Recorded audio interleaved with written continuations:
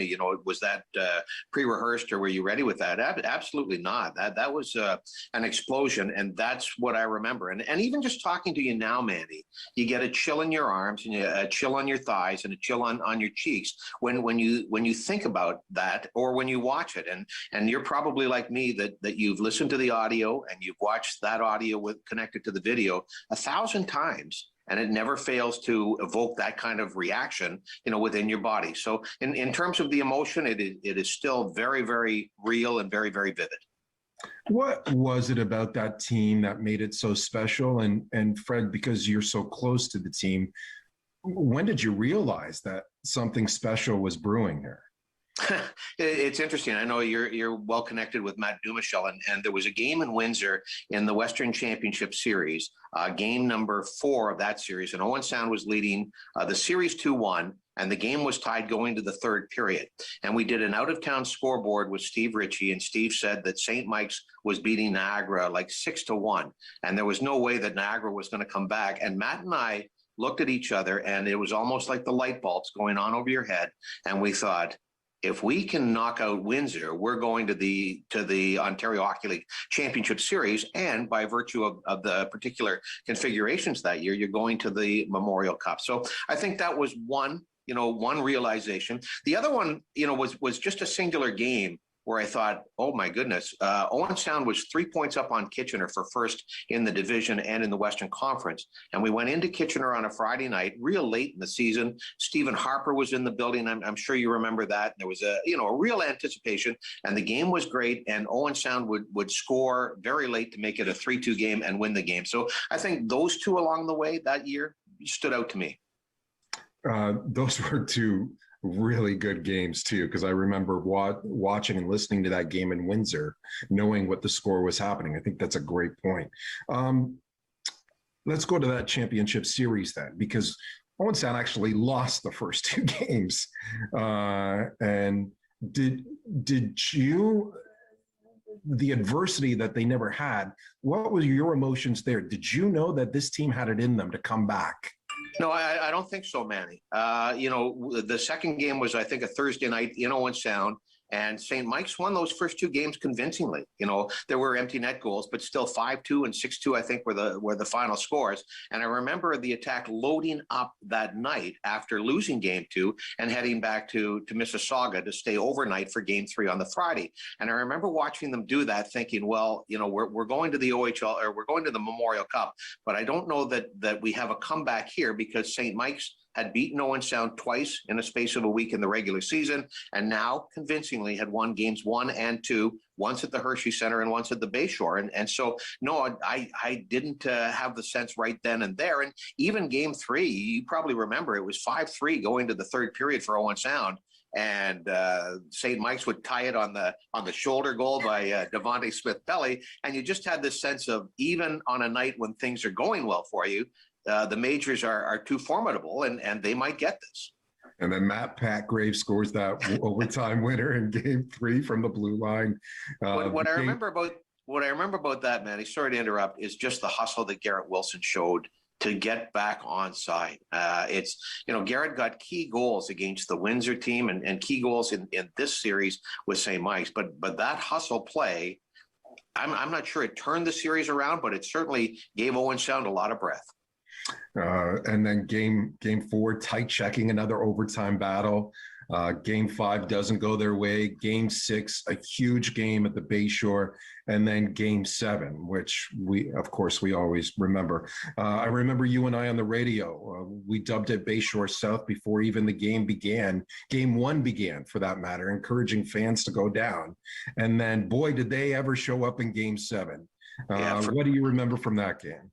Well, first of all, going back to game number 4, one of my proudest moments on the PA in Owen Sound was when Cameron Brace scored in overtime to win game 4 in overtime. The place just went crazy, and I knew nobody could possibly hear me coming out of the speakers. And by that point, the emotional level, the desire to stay neutral and professional probably had departed from me by that point. And I remember grabbing the microphone and yelling, or looking at the St. Mike's bench and saying, see you on Thursday. Because I think, had St. Mike's won that game, that series might have been over in 5. Had St. Mike's won that game, they might have won the series, and Owen Sound would have been an entrant in the Memorial Cup rather than OHL champions. The other point too, when you're talking about Game 7 there, Manny, and the image that I have, you and I went into the building at about 11 o'clock that morning. By noon, we had most of our prep and our interviews done, and we're getting ready for a game that was 2 hours later. At 1 o'clock, the gates opened, and they also fired up the video board in the Hershey Center. And I just remember watching the stream of Owen Sound people coming in, just one after the other. I know him, I know her, I know them. And truthfully, during the course of the game, I spent a good portion of the game watching the video board because the in-house camera was just going from section to section. And you're going, oh, there's Tom, there's Pete, there's Jennifer. And the noise that they generated even in the warm-up for Game 7 was unbelievable. I was pretty nervous. You probably remember this too, but the doors open at 1 o'clock and people are streaming in, and I don't remember who the players were that came out from the attack to the bench to just tape their sticks.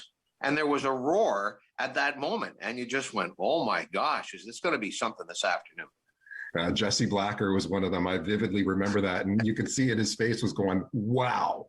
Yeah. It was unbelievable. I was walking around the building and other people, hey, do you have extra tickets? One of the great stories of all time, I was standing in the lobby before Game 7, and Jerry Files' wife, and I apologize, I'd forgotten her name, but she grabbed me and said, do you have extra tickets? Because Jerry thought that he could buy them at the box office. And I remember Jerry, and I guess Lucas and I forgot the other boy's name, Jacob and Mrs. File, they managed to get into the game, and they were sitting probably 4 or 5 rows behind the St. Mike's net. And Jerry told me later, he said, I had to pay an awful lot for those tickets, but it's the best money I ever spent. He was right there to watch that game-winning goal. Is that the slowest moving puck ever for a game-winning goal? Well, it was funny too, because your head just went in so many different directions when it finally got across the goal line. You're right. The next thing I did was try and look at all 4 officials to see if there was any way that they were going to wave this off. And by that point, there was an explosion on the ice. So, it was an explosion and a sequence of explosions all over that building. I had a series of emotions explosions that I had to remember to shut up and let you talk on the radio to announce the goal. It's funny too, Manny, about that. The call is probably over the top, but understandably so based on the excitement and what transpired. But I think if people actually could see what was going on when we made that call, they would understand it, because the crack security in the Hershey Center, for whatever reason, allowed 3 or 4 people to come into the press box and stand in behind you and I. And while we were trying to, maintain some form of decorum, we were being shaken and punched and pushed by these fans behind us who were naturally excited. But, what in the world were they doing up there in the first place? Yes. The ride home, the parade afterwards. What do you remember from that? Well, the signing at Checkers Restaurant. I signed an autograph, and a unique autograph signing. I think what really stood out beyond that was the number of Owen Sound flags, from Mississauga through to Shelburne or Primrose. And then north of Shelburne, my first thought was there's a fire at the liquor store in Dundalk. The fire trucks were out and the police sirens were there. And I'm not sure if you remember the sign or not. It said, "Get her done." But it looked like this family had knocked down their neighbor's barn and painted "Get her done" on this wood, and they stood on the side of the road. So the ride home was terrific. And also, in that day and age, texting and whatnot were in their relative infancy. And I do remember while I drove, you spent most of the time organizing a parade or making sure that everybody could get down to the Bayshore. So it was a fabulous ride home. And just like Andy Brown says, just another minute in what was a tremendous memory. Fred Wallace, the voice of Bear Radio, here to kick things off on this special edition of Attack Wrap. Fred, last question for you, because you've covered various sports in the scenic city around Grey Bruce. Where does this championship rank in sports history in Owen Sound and area? It's a good one. If you look at the major sports that take place in Owen Sound, everybody has their place and everybody has their passions for it. So for me, I would say no question, it's number one. But for those that saw the Mercuries in 1950 or the Crescents saw the Crescents in 1951 and the Mercuries in 50-51, that's probably bigger to them. And in fact, there are some people in Owen Sound today that talk as if the Mercuries played 10 minutes ago. I also would put in my certain top five, the lacrosse championship of 2003. Owen Sound didn't win it. Kitchener actually won it here in Owen Sound, but the game and the tournament, that President's Cup was pretty terrific. So I'll rate it as number one, but with respect to all of the others that have taken place over the history of the city. Yeah, maybe there's a recency bias there too, but there are some tremendous highlights in sports history in the city of Owen Sound. Fred, thanks for skating down memory lane with us here and celebrating the championship. It's been great fun, Manny. Thanks for the call. We've got a lot more fun coming up on this special edition of Attack Wrap with some special guests, the architect of this team and the players themselves. Stay tuned as you watch this special edition of Attack Wrap on Rogers TV. Thrilled now to be joined by the president and part owner of the Owen Sound Attack, one of the original Super Six, as they call them, Bob Severs. Bob, thanks for joining us. Really appreciate it. Oh, it's a pleasure, Manny. Thank you so much for doing this. It's exciting. It is exciting. Did you ever think in your wildest dreams when you bought the team from the Holiday family that you would be celebrating an OHL championship in 2011? Well, you know what? We did believe that we would get there, but when we first got the team, there was so much work to do. And there was we knew there was a long road ahead. But I think there was a great plan put in place, and it did come to fruition. It was quite wonderful. Do you remember that time when you bought the team? Oh, yeah, very much so. We've laughed about it a few times. I don't know if people know, but it was...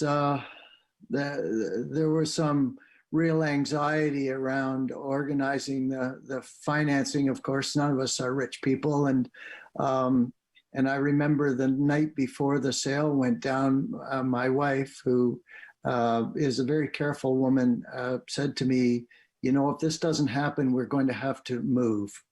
So we were very happy that it all worked out because I quite like living here. So that would be the summer of 2000, if my memory serves me correct? April 1st. April 1st. I think maybe that's significant. It was April 1st. But, the way the community seemed so disappointed that they couldn't save the team, and that the 11th hour, you, yourself, and the other members of the Super Six came to the rescue. It probably took you a little bit longer than you'd like to win that OHL championship, but winning that championship, it all paid off. In the end, you sort of thought, wow, this is what it was worth, wasn't it? Yeah, absolutely. As I say, there was a plan that was put in place. Well, I wouldn't say in 2000. I would say that in that first season, we were really treading water. We just had to get our feet underneath us and figure out what we were doing. But then a plan was put in place that we knew would take several years to bring to fruition. And that involved increasing the reputation of the organization and to make it into a destination for young players. And we knew that there was a long way to go with that. And we weren't in any great rush. We knew that it was going to take a lot of building blocks, but it was very gratifying that all worked out. And by the time the 2010-11 season came along, we now were recognized as one of the premier organizations in not only the OHL, but I think in the CHL, and we're becoming a destination for young players. It was a place where people wanted to come to play. That reputation exists today. How much did that winning that OHL championship help that reputation?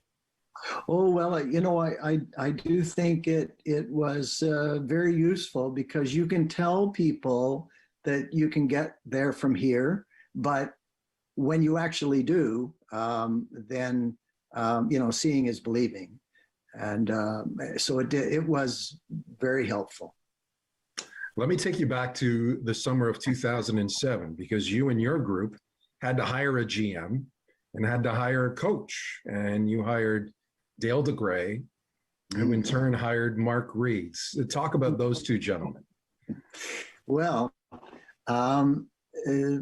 Dale, I think, has demonstrated that he is one of the brightest minds in junior hockey, anywhere in the world, actually. And he is hugely respected in the hockey world, as evidenced by the fact that when the league needs advice from a general manager, they very, very often pick up the phone and call Dale, and he is on the competition committee, which is the central committee for general managers in the Ontario Hockey League. So it was fortuitous to be able to find him sort of at a point where he wanted to make a change from what he was doing, and to be able to land somebody who is so enormously connected in the hockey world. And then for him to turn around and recognize that Mark Reeds was in a situation where he was very successful in the minor pro coaching game, but was probably thinking that he had got himself into maybe a little bit of a cul-de-sac. And that moving to the Ontario Hockey League would be remarkably good for his career. So it was just one of those incredible good luck stories. And when Mark came, he brought a wonderful professional attitude to the room, and the players absolutely loved him. He was like everybody's big brother, a remarkable guy, just a remarkable guy. The media loved him too. Let me just put that out there. Well, he was funny. Yes. He could certainly keep you entertained. Yeah, wonderful. That is so true. So you hired them in 2007, and they came up with their plan, and it's the summer of 2010, and they bring in Terry Virtue as well. But did you know in that summer, before the season even started, Bob, that you had an upcoming year that was going to be special? And if not in that summer, when did you realize that this was a special group? Well, we knew that we had a great core, and that Mark had done a lot of education with the young guys that he got in 07, 8, 08, 9. And he taught them to play the way he wanted them to play. And we became a puck possession team, high tempo team. We divested ourselves of players who couldn't play that style. And we brought in, as you're well aware, some key people who I think when we saw them in about mid-October, we recognized that almost anything was possible here. And I'm talking about Matt Petgrave and of course Andrew Shaw. These people made a huge difference in the way we approached the game. And I know Mark was very confident that something good could happen. It's interesting, though, that if you look back at the media comments, and I'm not talking about our media with you, because I think you've always had a really good picture of what's going on, but around the league, there was no confidence in our prospects for the 10-11 season at all. In fact, I remember reading something out of another place that'll remain unnamed, and they picked us to finish 9th. So anyway, I remember in the Western Conference. Yeah. So that would have been 18th overall. So anyway, but I think Mark was convinced that we were a bit better than that. So. And you finished first in the Western Conference, in fact. Yeah. But I don't know if you ever did, if that team ever did garner the respect that it did. Did that bother you, Bob, or did you like flying under the radar during the regular season? I love that, actually. I always want our guys to have something to prove. And I think a team plays well if they have a bit of swagger. So it's okay to think you're okay, but it's not okay to think that you're terrific. And I don't think a hockey team needs to have anybody pumping its tires. I think they need to look at themselves in the room and say, this is what we have and this is who we are, and just get the job done. And I think Mark believed that very strongly. He didn't want guys to get ahead of themselves. So it was fine that nobody had any confidence in us. We had confidence in ourselves. You had a confident bunch, but they deserved to be confident. You had a Joey Hishin, you had a captain in Garrett Wilson, you mentioned Sean Petgrave, you had Robbie McNarty, Jesse Blacker, the Jared Maidens was a rookie. You had a 3-headed monster in goal. So it was a wonderful group. I mean, gosh, like when you think about front to back. Matt Stanish. I'm trying to remember more names. Yeah, it was a potent group, But other than really Joe Hishin, no superstar. I mean, obviously Joey was one of the class acts in the league, but at that moment, but there were no other mega stars, and nobody had any trouble getting their head through the door, coming in and out of the dressing room. They were very low key, and they were workmanlike, and they got the job done. And I think we snuck up on a lot of people. Yeah, you didn't have a player in the top 10 in scoring. You didn't have a goalie in the top 5 in goalie categories, but here you were, first in the Western Conference. You beat London in the first round in 6 games, swept Plymouth, beat Windsor in the conference finals in 5 games, and then you faced a Mississauga team that was getting set to host the Memorial Cup.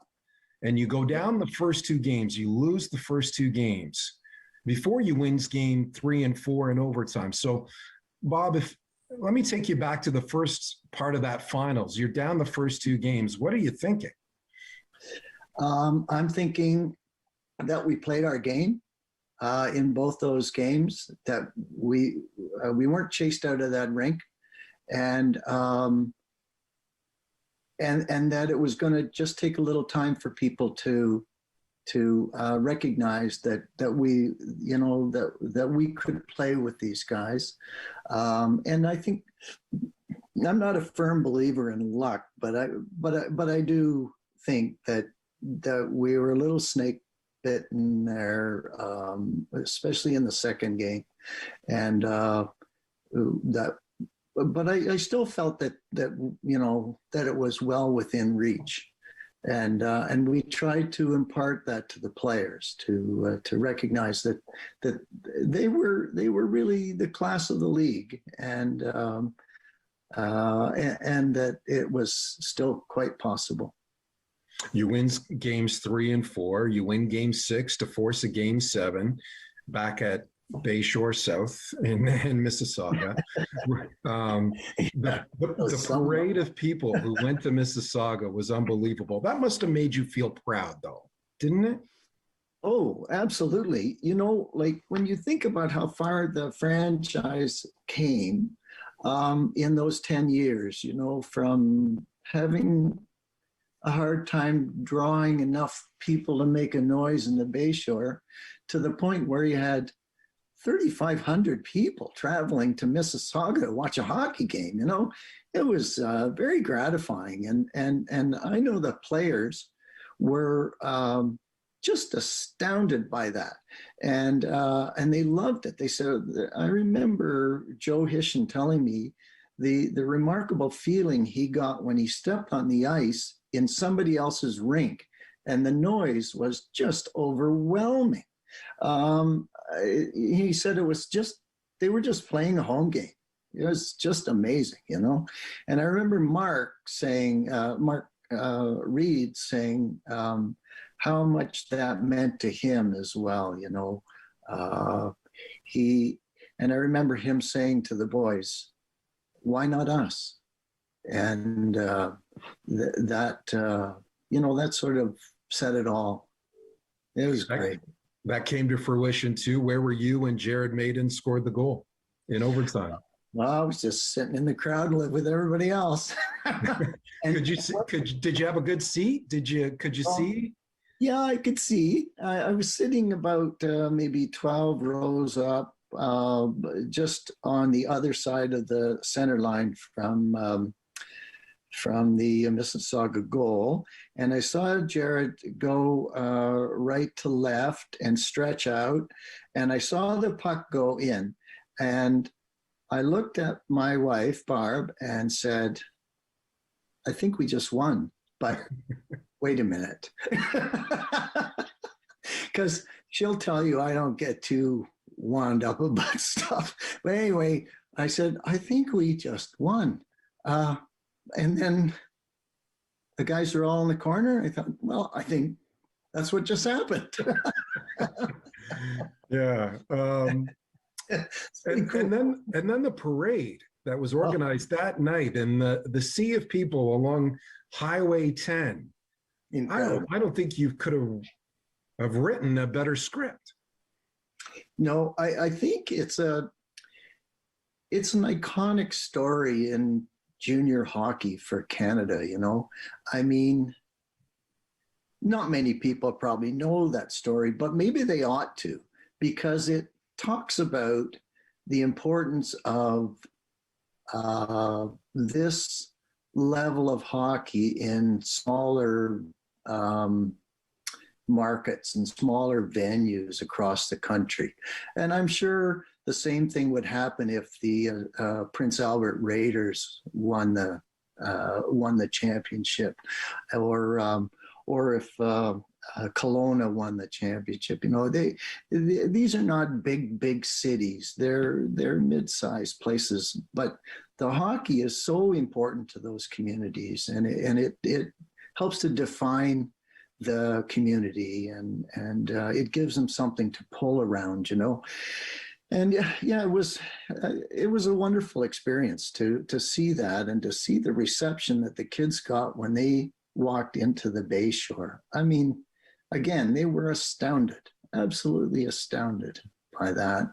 And I will be eternally grateful to the people of Grey and Bruce for doing that, And I, on behalf of everybody in Grey Bruce, I think they're eternally grateful to you and the other owners who saved the team from moving out of Owen Sound. And I think you make a great point, Bob, in that junior hockey can tie together a community. And I think that was on full display in May of 2011. That was a really exciting moment here. And my bet is that we're going to do it again. I wouldn't bet against you. How about that? Final question for Bob Severs, the president and part owner of the Owen Sound Attack. What will you remember most from that whole experience from that year? I think it was the feeling amongst those players and their love for their coaching staff and Andy Brown. That team was as close a group of human beings as you might ever find, and they. I stay in contact with some of those guys still, and I can tell you that they are still, many of them, the very best of friends. Their parents are the very best of friends. So it has, it's been a defining thing in those guys' lives, you know, and it will go on for a long time. So that's the best thing I remember about the whole business. You will hear the name of Mark Reeds aplenty in this show. And as it should be, Mark Reeds not only was a great human being, but a great coach that brought together a team that won that 2010-2011 OHL Championship. And even though he's not with us today, we are glad to be joined by his wife, Mary Reeds, joins us on Attack Wrap. Mary, thank you for doing this. Oh, yes. Pleasure to be here. I can't believe it's been 10 years already. Do you remember that championship run? Oh, yes, I do. It was a great ride. It was really fun. Very fond memories. I want to take you back actually to 2007. When Mark was initially hired by the Owen Sound Attack, that summer of, I think it was July 2007. What do you remember about that time, and how much did Dale DeGray had to convince Mark Reeds to take this job, and did you play any role in that? I don't think Dale had to do too much pushing.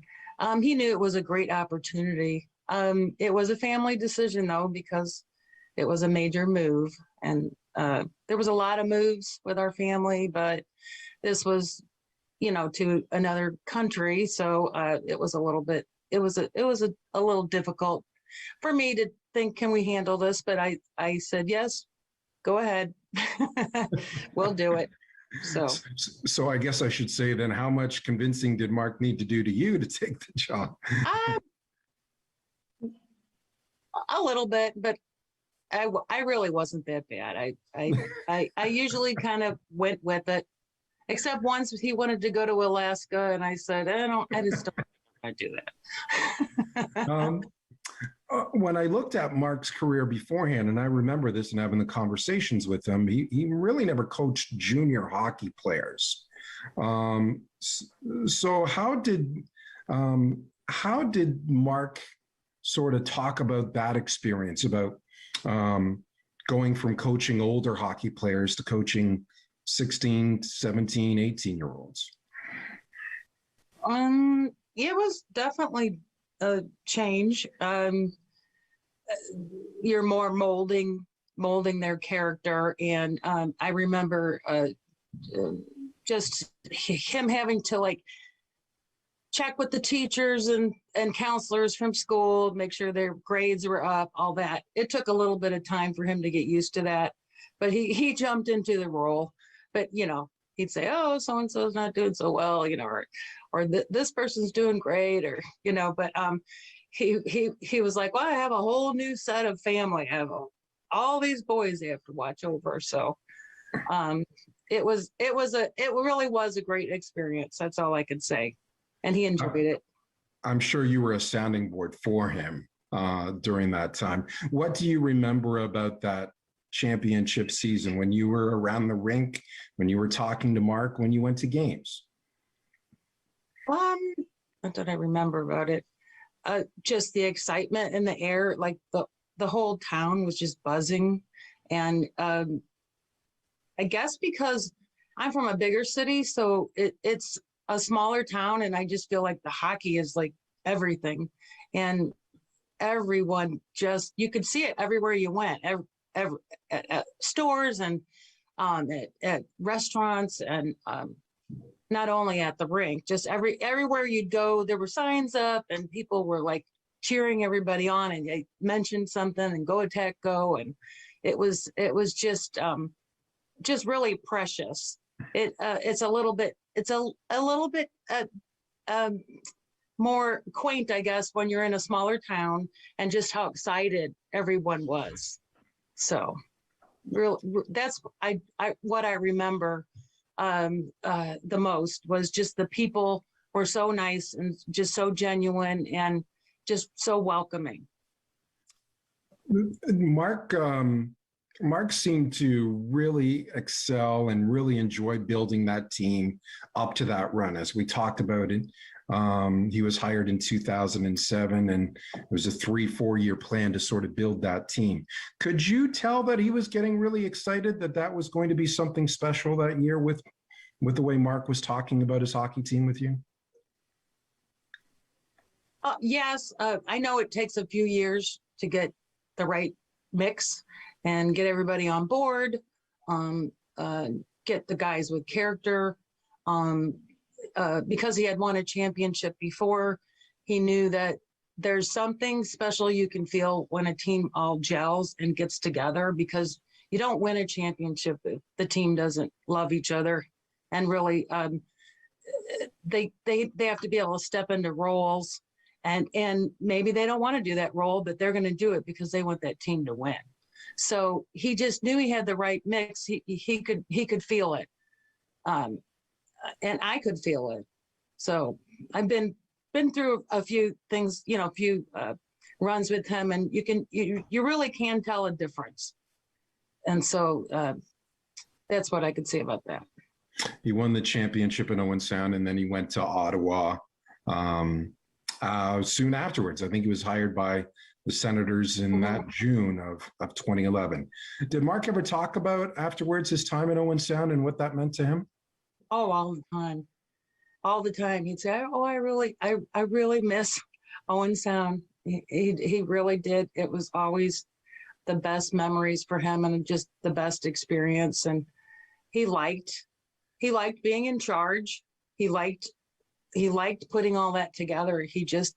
He was thrilled to do it, and he thrived on it. So, and he really did love the city. He just had great friendships and just a lot of great memories there. Yeah, unfortunately, we lost him way too soon in 2015.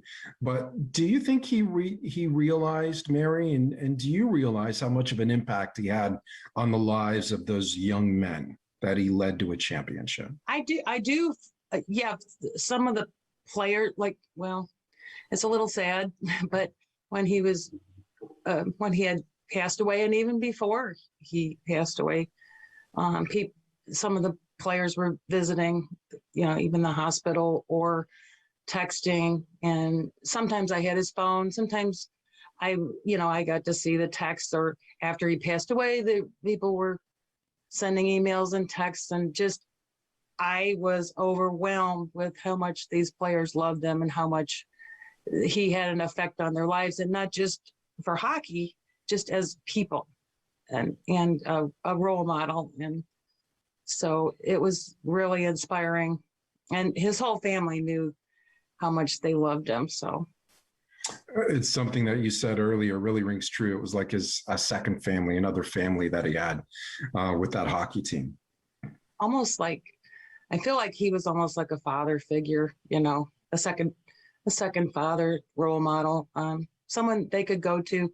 And even later on, players might, even when he's with the Senators, they shoot him an email or call him, just to discuss something, because they felt comfortable, with him, and they trusted his judgment. So a lot of the fans got to know you, Mary, during that period in Owen Sound. Where are you now? Where are you living? How are you doing? How's the family? I'm living back in St. Louis. We've always had our home base here. That's what hockey people do. We've had a house here, and we were married for 30 years. So I'm back here, and I went back to work. I'm a nurse. I do triage phone nursing.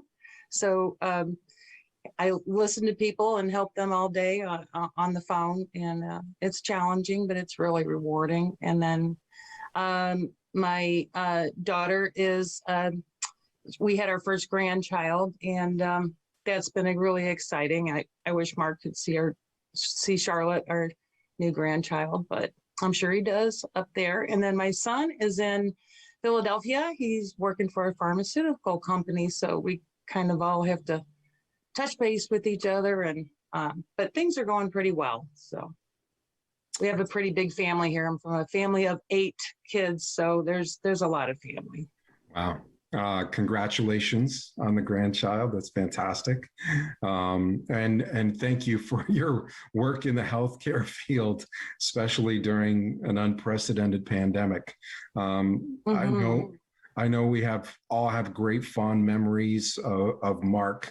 He had some great stories, but I know he's left a lasting legacy on the players, and I'm sure we'll hear more of those stories throughout this show. Mary, thank you for taking time out to talk to us tonight. I appreciate that. Well, thank you for inviting me. And I just want to say hello to everyone. And it's really exciting to have this 10-year remembrance of that just wonderful win. It was so exciting. Thrilled to be joined by the general manager of that championship winning team. He's also still the general manager of the Owen Sound Attack. Dale DeGray joins us on this special edition of Attack Wrap. Dale, how are you? Manny, listen, I'm still doing what I've been doing, so that's fantastic. But I've been great. How about yourself? I'm good. I have more gray hair. You look the same though. Can you believe it's been 10 years? You have gray hair. I have less hair. So that's I can't believe it's been 10 years. It does not seem that long ago, but certainly listen, we all have great memories of the event. So I think it's fantastic that we're doing this. I think it's great for Grey Bruce County and Owen Sound.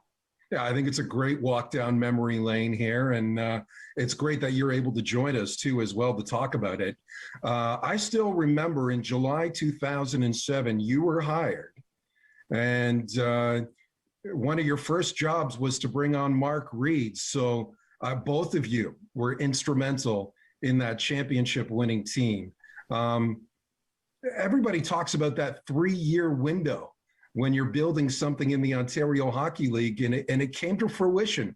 3 years later, in that season, you won the title. So let me take you back all the way to 2007, when the cupboard was a little bit bare, Dale, and you built this team. It was a little bit bare, yes. Yeah. So what was your thought process into building this championship contender? Well, I'm going to be honest with you. I mean, I was coming from the Florida Panthers. I scouted the league for 6 years prior to that, but you're a hockey guy, right? You think, okay, it's a hockey job. There might be a learning curve. I mean, I figured there would be a learning curve. Just didn't know what to expect. Had no idea we had so few picks, and turning things over would be, that sort of a chore. I had no idea. And there were some deals made from the past that I had to call up some general managers from the league and tell them that those things, some of those trades, some of those things they just weren't going to happen. And it wasn't easy calling somebody like Brian Kilray, who I've absolutely thought the world of ever since I played, back in the late 80s, the late 70s, early 80s. But those are things that you had to do. And we went through it. And I remember there was an owners meeting, my first owners meeting that I went to. And of course, Faye had asked me, how are we going to move forward? What are we going to do? And, I told her that we had to move a couple of our, obvious top players. And boy, oh boy, she was a little bit beside herself, thinking that I was going to be able to move, or that I wanted to and felt I had to move these guys. But in order to move forward, we really did. And and we did, and we picked up some picks because we needed them, and we went on from there, and really just kept accumulating and picking up, some good character players, and it's something that we've always tried to do in Owen Sound, and I think we've done a very good job of bringing in quality character type players. Did you have a 3-year plan? Did you say, Faye, the other owners, Bob, Brian, did you say, we're going to win in 3 years?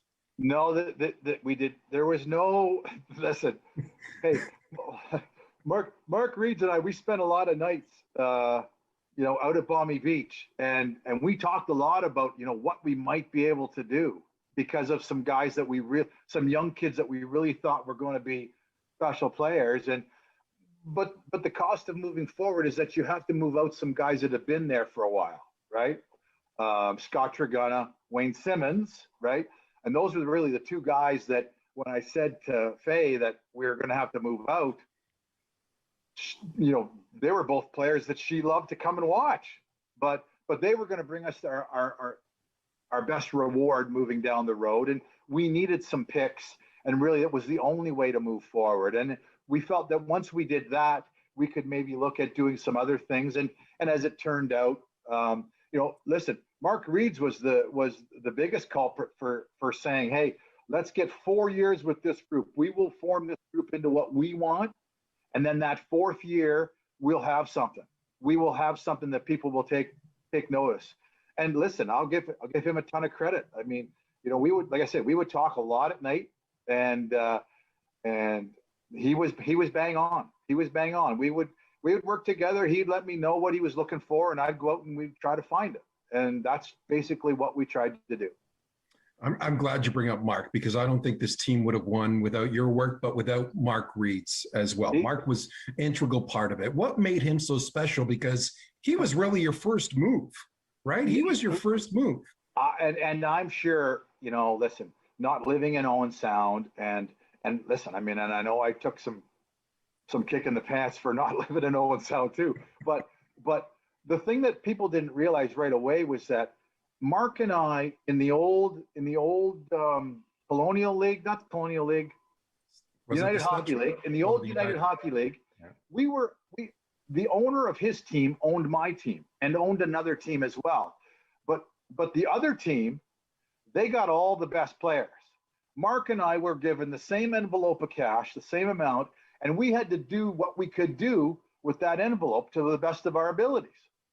I was lucky to be 500 coaching, and Mark was always in and around 700 in his coaching or more. And I always, now listen, I played against Mark, and I knew the type of player he was, the feisty, pain in the ass that he was. And so I made the phone call. And, one of the things that we talked about was in the old United Hockey League, he was in Kalamazoo. And I said to him that if he wants to move on, my approach to him was that if he came to the Owen Sound or if he stayed in Kalamazoo, the only way a general manager or the head of the director of scouting in the NHL would watch one of his games would be as if their car broke down going through Kalamazoo to another city. and he used to talk about that because I told him that. And then when he came to Owen Sound, he absolutely loved it. He loved it. And the biggest thing that he had to get his head around was at the levels that he'd been coaching, and I always laugh when we talk about this, is that he used to think, well, where he was coming from, he had an unlimited amount of cards. Like they didn't even have cards. And contracts he had were 24 hours. So you could bring Manny Paiva in and he could be absolutely no good, and he would just turn around and get rid of him the next day and then bring somebody else in. So he thought we could do the same thing where we only have 30 cards. And then he had a hard time understanding that if I bring a guy in, put him on a card, and then he goes out, that's still one card. If I bring another guy in to replace him, that's 2 cards. So at the end of our first year, I think we may have used the most I've ever used, 29 cards. And that was because he wasn't so sure how it all worked out. And I was trying to appease him, but still had to make sure we had enough guys to get on the ice. He really was the push for trying to do the right things right from the get-go. When you inherit a team from another regime that, you know what, they were successful. They were successful, but it just wasn't what we were looking for. And Mark and I were both on the same page of what we wanted. We just had to get there. You brought in Terry Virtue in the summer of 2010. He's probably strutting around saying they brought me in and we won a championship. But what was the thinking about hiring Terry and adding him to the bench? Because I know he played an integral part as well. He really did. And when he came in, the big thing was, you know, it's junior hockey. We're a small market, and we're trying to, you know, he was a local flavor, right? So I thought win-win for us. You know, he had played. I think he had coached a little bit, assistant coaching in the East Coast League. And I thought for us, that might be all we need to give Mark a second set of eyes, you know, another head for ideas. And, you know, Mark, listen, Mark will tell you, he's perfectly fine being on the bench all by himself, whether it was defensemen or forwards and goalies. He had it all figured out. So this was a luxury for Mark to have another coach. And Terry did a great job. You know, Terry really sort of, you know, he became good friends with the kids right away. And so if Mark wanted to be hard on him, you know, Terry was there to, you know, to sort of massage the kids along to make sure that the message was still getting out and we were all going in the right direction. Let's talk about some of the players on that team, of course. And you had a huge hand in picking a lot of those players. Joey Hishin, though, he was not one of them, right? He was. And hey, listen, Joey and I still to this day, we talk about, so obviously Mike Fuda before me drafted him, and then Mike left, and then I had to sign him. And, you know, the thing was that Joey's plan was he thought he was going to go to Kitchener. So I had to go and get him signed. And Joey to this day says his mom never makes roast beef. And I know I went to their place for dinner to meet with them, and I know we had roast beef dinner. See, Joey will watch this and laugh because we talk about it all the time. He thinks I was in somebody else's house. But anyways, so that's what I had to do. I had to get him signed to bring him in. I didn't know who Joey Hishin was. I had no idea how talented he was. I just saw this little cart driving, you know, race car driving kid from a family that, you know, felt that driving race cars was less dangerous than playing hockey and walking across the street. So I thought I was going to have a tough go. But we all know Joey Hishin. He is a diehard hockey kid at the rink. You give him an opportunity to be at the arena, be on the ice, he's not leaving. Yeah, he stirred the drink for that team in the regular season, but I thought in the playoffs too, he maybe didn't put up the goals. I think he had maybe 5 goals in the postseason, but he did everything else right, whether it's faceoffs, PK, defensively. That series against London in the first round. Yeah, he became that sort of guy that everybody wants to have, you know, the guy that when you're on the bench or you're coming off the ice and you see him and he is there ready to go, it's like, okay, let's just get on the coattails because he's going, let's help him out. And it didn't matter what situation he was in, offense, defense, whatever. He was a special player. He really was.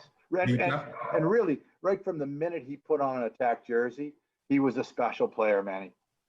You could see it in the stands. You could see it in the broadcast booth for sure.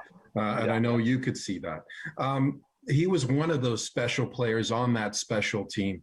But let's talk about the summer of 2010, because in that summer, did you know that your team was close? We felt that we were going to have a good year the next year. And what we liked, and I still like it when you know you've got something, and all the media people that are OHL gurus call you and say, "Hey, yeah, how good are you going to be? Like, we've got you at 6. Awesome, keep us at 6." You know, you fly under the radar, and we've done it. We've done it since, the same thing where I believe we have a better team than a lot of people think, and it's nice to fly under the radar. and then all of a sudden, surprise everybody. So that was one of those years, and I think Mark and I both felt we had something. Obviously, we felt we had to add some pieces, which we did. I asked that because you added some pieces in the summer. You traded Stephen Shipley, your first ever pick, yes, to St. Catharines for a player by the name of Andrew Shaw. Andrew, yeah, and Andrew Fritsch. Yes, and you know what? I can still remember watching video and not really wanting to do the trade, but felt that, you know, Ship was going to give us a real good return, like a real good return. And when I watched some video, actually, I'll be honest with you, the video of the guy that really stood out for me was Matt Petgrave. And there was a sort of a guy that, quite honestly, how I approached it was, you know, would you, I knew that they would move Andrew Shaw. That was fine. I shouldn't say that. He was a guy that they hemmed and hawed at first. Fritsch was a guy that they wanted to move. So I thought, okay, good skill. He's got this, and I made some calls and I found out that Andrew Shaw was not playing as much as he wanted to, and that he was a pivotal part in that dressing room, and that his teammates would be upset if he left. That, Manny, is a guy I want. One of those glue guys in the dressing room. I watched some video. I was sold immediately on Shaw's. But the guy, the more video I watched this galloping stallion on the black end, he just going up and forth and up. Like, I couldn't believe it. I could not believe this kid had so much energy. And I was like, I wonder if they would throw him in. I wonder if he's a piece that I could push to get. And I was so happy. Petter he's one of my all-time favorite picks because of what he brought. I said Fritsch, it was Petgrave too, and I need to correct myself on that. But you mentioned Shaw was a glue guy. He turned out to be a glue guy. Petgrave scored the game winner in OT in Game 3 to change that series against Mississauga in the OHL final. No, listen, they came, they laid it all on the line. And I don't know. They were just those guys that you could put out in whatever situations and really contribute. And that was what Mark and I talked about. Just bring some guys in that can contribute, shift in, shift out, and be glue guys with good energy. And you did that. Like, I look at some of the other names on that team. Garrett Wilson was not drafted by Owen Sound. Garrett, I'll just stop you, Manny, but Garrett was a guy that the year before, I think it was the year before, I went out to watch a different player. And Ian McClellan and I went to watch somebody else in St. Thomas. And when we got back in the car, the only kid we could talk about was this number, I think he was number 15, and Garrett Wilson. And we were like, I wonder if we could ever get an opportunity to get this kid, right? And as it worked out, we certainly did. I don't know what we gave up for Garrett. Did we give up maybe a second round pick? No, it wasn't even that high. So you made that trade with Windsor. You made another trade with Windsor for Jesse Blacker. One of my all-time favorite. This kid came in and he became a man amongst boys at times. A lot of games. He's still a guy that I would love to show the videos of Jesse, the way he defends. He was just a big, strong, heavy stick, great shot, great feet. Jesse just had to have somebody rein him in a bit to keep him a little bit more anchored to his own end, because he felt that he could go and go and go and go. And you got to love his enthusiasm, but he was limited. But boy, he was a heck of a player for us, and a great asset. I'll continue with name association here because in that summer, you also acquired Liam Gilas. Awesome. Like another one of my all-time favorite. I can still hear him in the dressing room when I was sitting in the coach's room, just rallying the guys. He was just, because where he sat, it just echoed down the hall. Still see him as a Peterborough Pete on their website with the black thick rimmed glasses and his goofy grin, and just thinking, you know what? He doesn't even look like a player, right? but that year, you have to remember, so being in Oshawa, I had season tickets for the Oshawa Generals games, okay?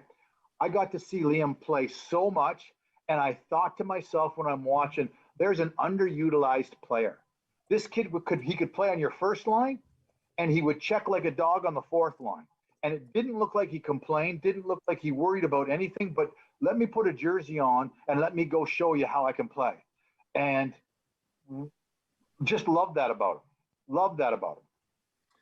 The kid who won the playoff MVP award was another trade, Robbie, don't call me Bobby McNarty. Yeah. So yeah, you're right. Because there's a guy, because I would show up, I would be like, hey, are you Robbie?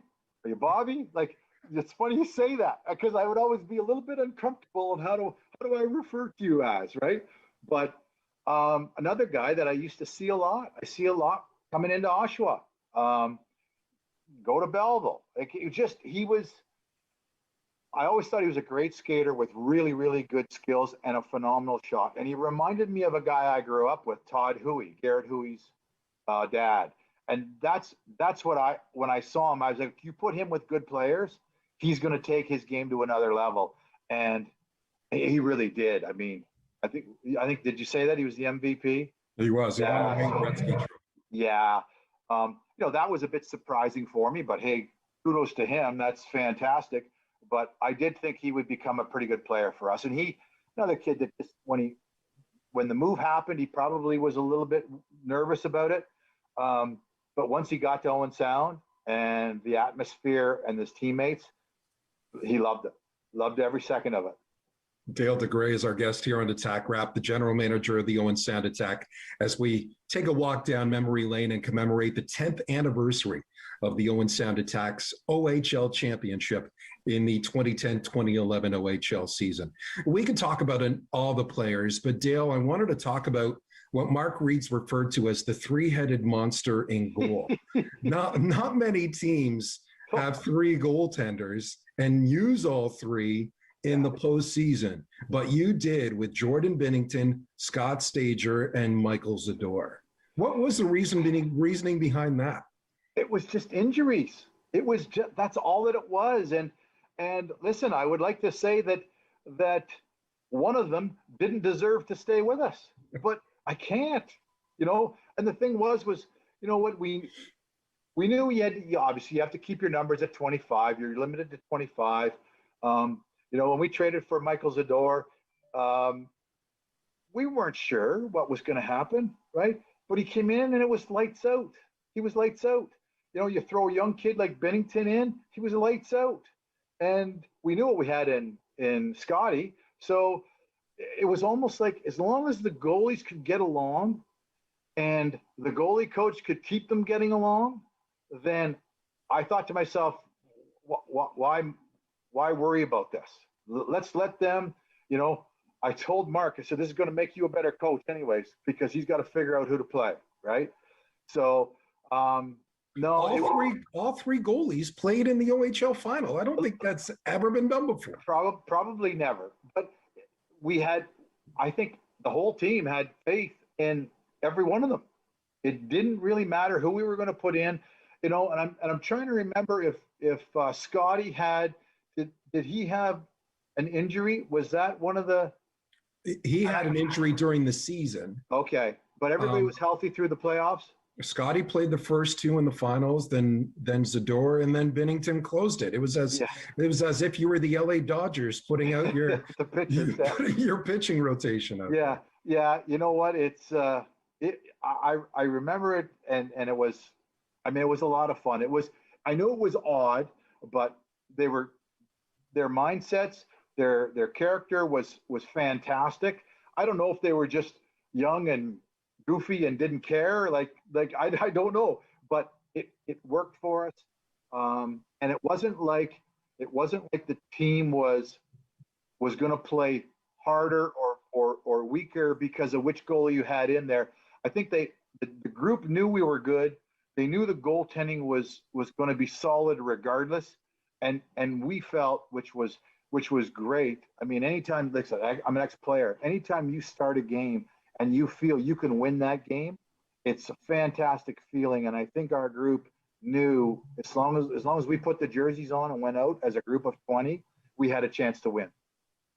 You guys were among the best in the regular season, and normally, typically, teams who are going to go for it make a huge splash at the trade deadline. We didn't. Your huge splash was acquiring Jay Gilbert. Jay Gilbert for a fourth rounder. I can't even fourth or fifth rounder. I think it was a fourth rounder. Yeah. And you know what's funny, Manny, is that I still have GMs that are in the league now that were in or around the league back then. They'll call me and say, "Hey, I want to do what you did back in 11, where we had like one piece." Because right now everybody spends their brains out, right? And they change everything. Listen, Mark and I, we talked. I told you we talked a lot, and we thought we had a great group of guys. And I mean, yeah, we put up a lot of wins, and we were exciting, and we were a good team. But we had a great group of kids, and that was what we were sort of planning on moving forward with. When I called about everything I found out about Jay was that he was exactly what we needed, a big, steady defenseman. But I heard that he was competitive, but he was fantastic in the dressing room. And he was a bit of a card where that he was a little bit on the funny side and kept guys a little bit in stitches.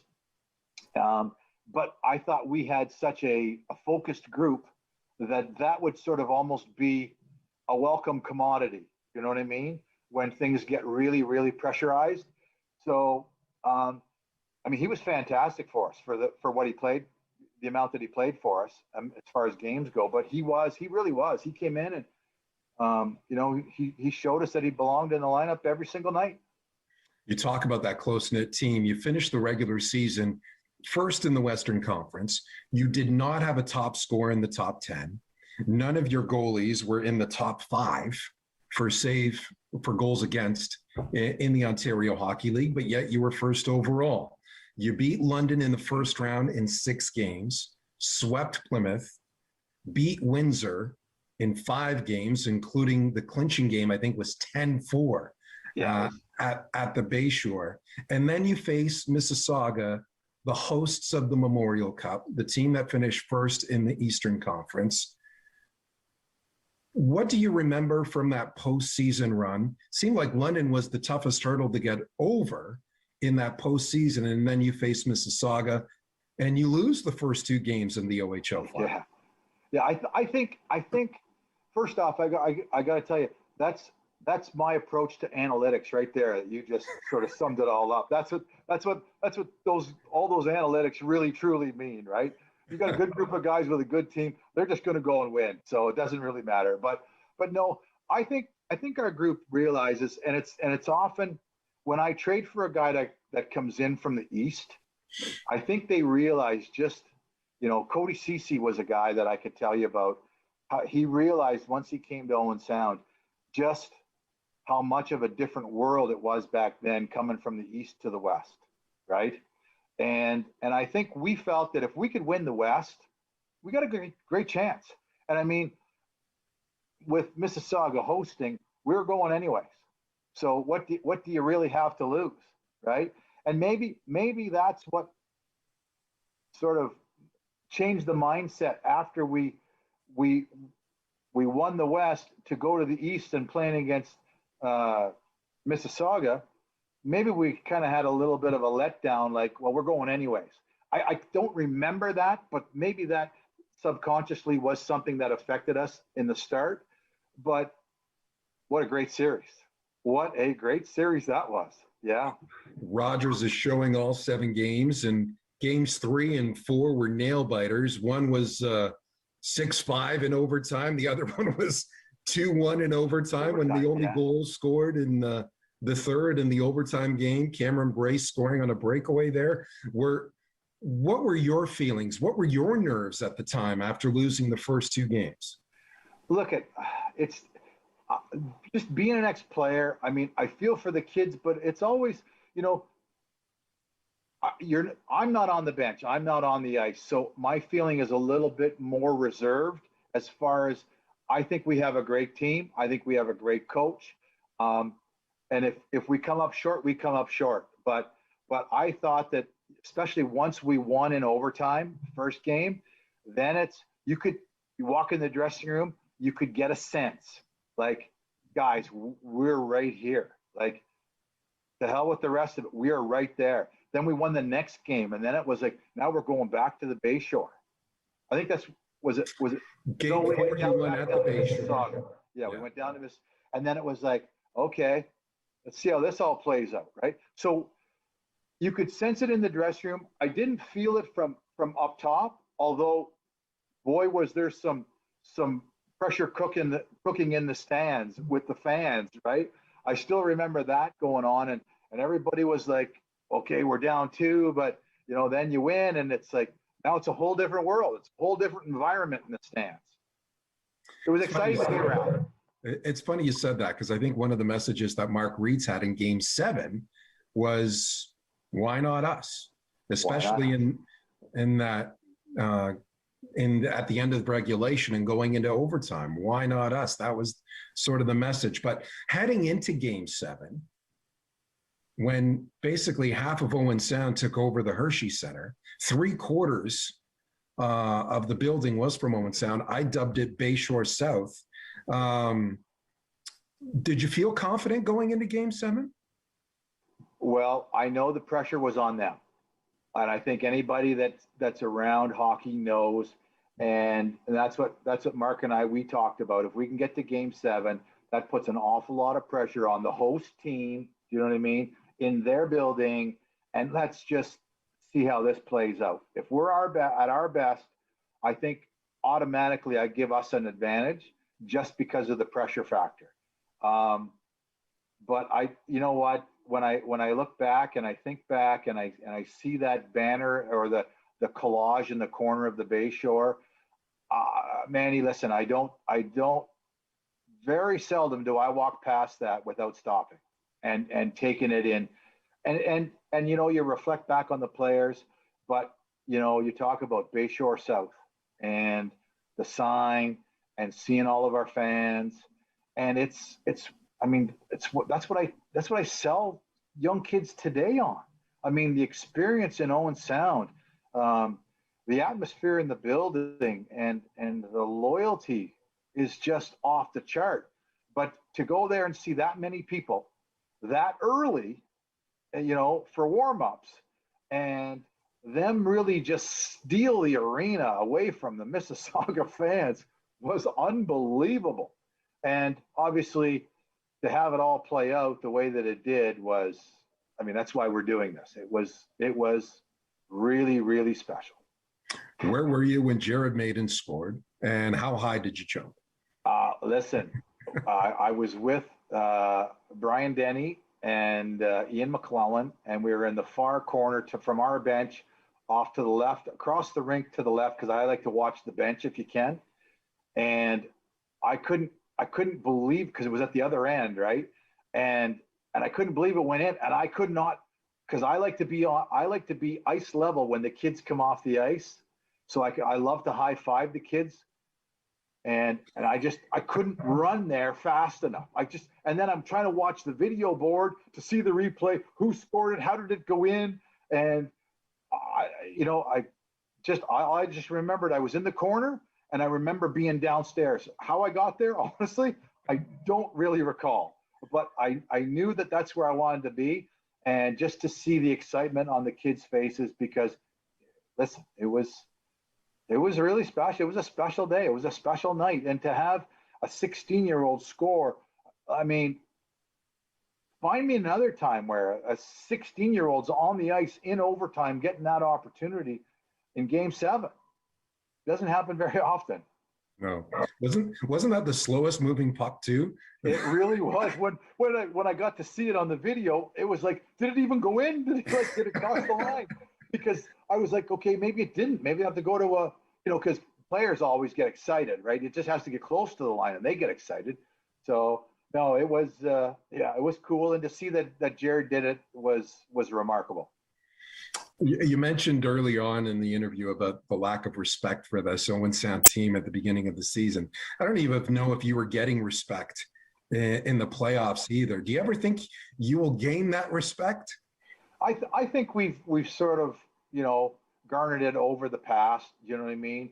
I think teams know that, we're a hardworking, honest, blue collar sort of team. I mean, we've been in the playoffs so many years in a row. I think expectations are to not take us lightly now. We seldom have teams come in and just kind of roll over. I mean, I know, listen, coming into the Bayshore, it's not an easy drive up, no matter how you come into the Bayshore. And then to come into our building, and especially in the playoffs, when it's hot and it's loud and it's very intimidating for kids to come in and play against the Attack. And we've talked about it for years about, the importance of our fans in our building. I mean, listen, I have GMs and coaches and players that I talk to after the fact that they've left, just say how intimidating it can be going into Owen Sound. You talk to NHL scouts, you want to see a kid that can he play or he can't play, go into Owen Sound on a Saturday night after he played a night in maybe Kitchener, and let's see how he performs in Owen Sound against the Attack. And a lot of NHL scouts use it as a mile marker for them, and it's a credit to the organization and what it's become, and it's a credit to the fan base that wants us to be competitive year in, year out. I know you've had a long, storied hockey career. Where does this championship rank? Oh, it's, what, like I can tell you, I've been to, at every level I've been to, Manny, I've been to the finals. I've been to the finals in the Stanley Cup with Calgary, in the American League back-to-back years with Rochester, San Diego in the Turner Cup. But this is something for me, as far as that goes. I was a player with the Oshawa Generals, lost in the final game in Portland. But this for me is something where I've always wanted to do and I still do, try to do the right thing by the kids. And I always try to tell the kids, look, we will have a competitive team. We will win games. We will have some success. And every year you don't know, just how much success or where that success is going to take you. And listen, it's hard. I mean, this is a 10th year anniversary.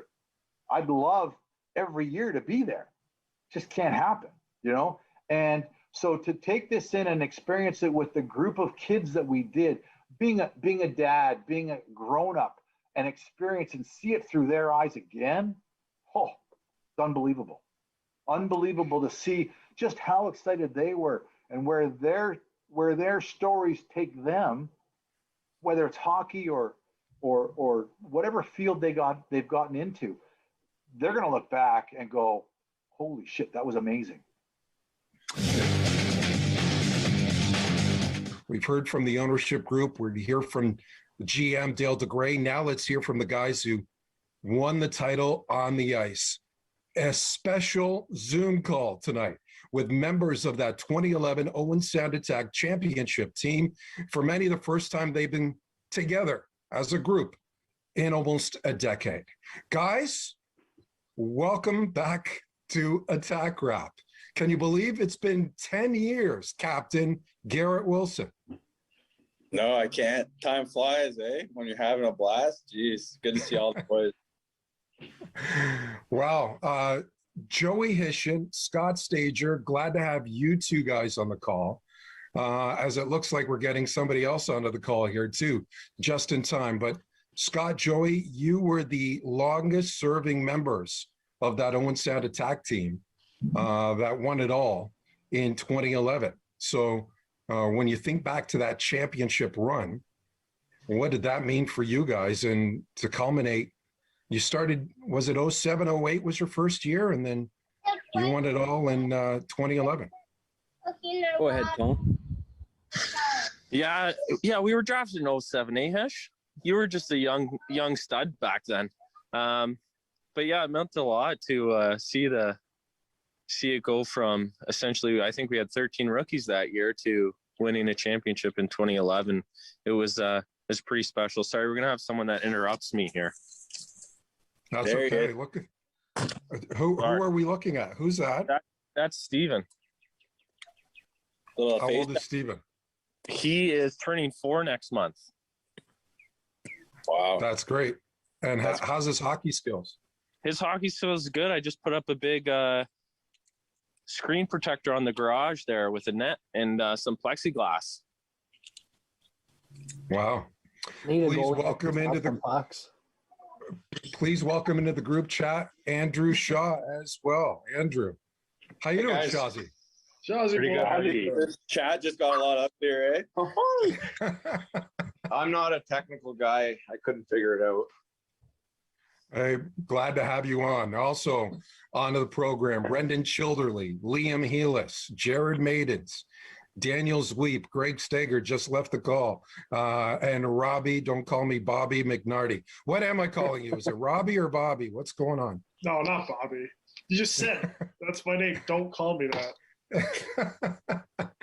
But Joey, chime in here for a bit, because you and Scott, you 07, 08, that first year, you 20 wins that year, and 4 years later, you won the title.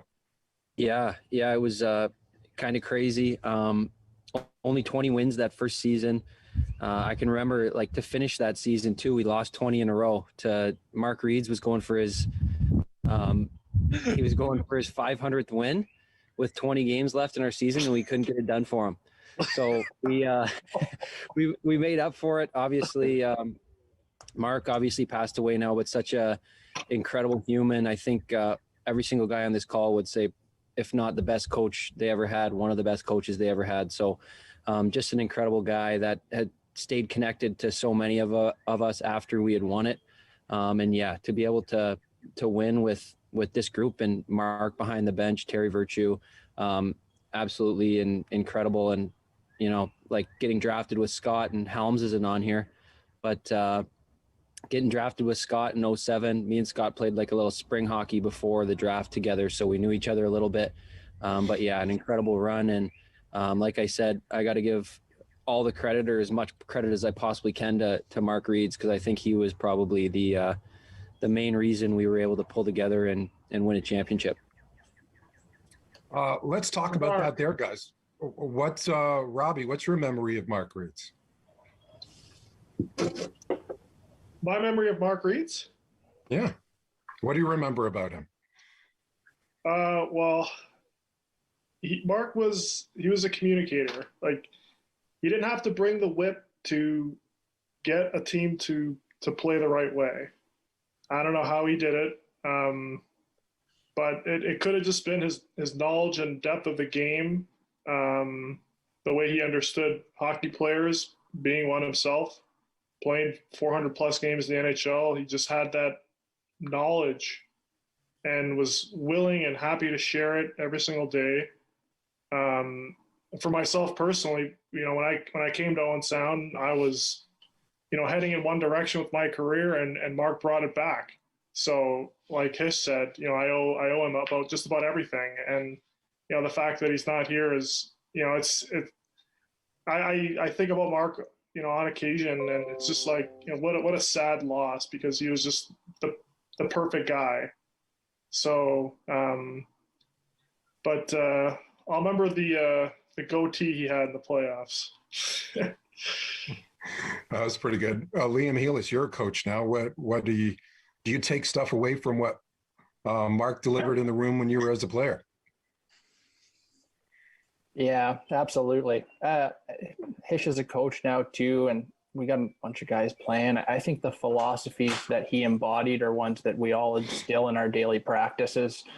now in our lives as professionals in sport and in life and in business as well. And the fond things I'll remember are his ability to add humor in times of adversity and to everything. He made the game fun at all times. And I think that's an important piece that gets forgotten a lot by coaches. Whether it was him ripping out late to a practice with a sock on his head or crowing like a rooster when somebody missed a pass, whether it was Cutter or Petter or myself. And I'll never forget sort of those little easy memories and reminders too of the game where he wasn't really hard on you, but at the same time, he made it funny. And he made it a great learning environment for all of us. Let me ask you guys as a group, and you guys can talk about that. When did you know that 2010, 2011 team was special? After we won the first 9 of 10 games, I thought, okay, something's going on here. I remember we lost the first game, but we outshot the team 50 to whatever. And it was like, we should have won that one. Then we won the next 9 in a row. So it didn't take too long. I would think once we traded for the certain players that we got, the team just gelled together. It was just like a big family. In my 4 years there, it was definitely the closest team that we had for sure. Shazi, you got traded there. What's your recollection of first the trade and then joining this bunch? I remember hearing that we were supposed to be one of the worst teams in the league, so I wasn't happy when I got traded. Was pissed. Oh my God, he was so pissed. Shazi called me. I just talked he hated it. I stopped on a few bridges on the way up there. I was contemplating whether or not to jump, but no, I just remember it was a bunch of misfits when I got there, a bunch of meatheads, if you may. But we gelled together. We all bought in. I mean, Mark was an incredible coach. I owe him a lot to my success as well. I don't know. He let us be us. He knew what we were good at, and he knew how to get that out of us. And I think just a bunch of small town misfits. I think just we were all older too. So I think the veteran presence helped a lot as well. And, some of the young skill guys we had coming in, it was a perfect mix of everything. Yeah. Yeah. I think everyone held each other accountable.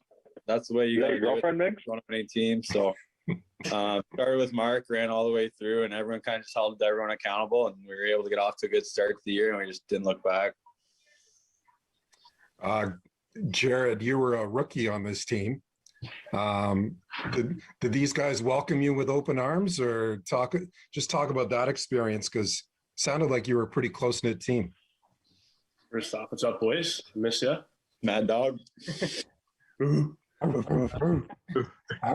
no, it was definitely an awesome experience coming in as a rookie, and just not knowing what you're walking into till you started seeing these guys, in the room together on the ice. I mean, I had some pretty bad habits as a young guy, which I'm sure a lot of us do coming out of minor hockey.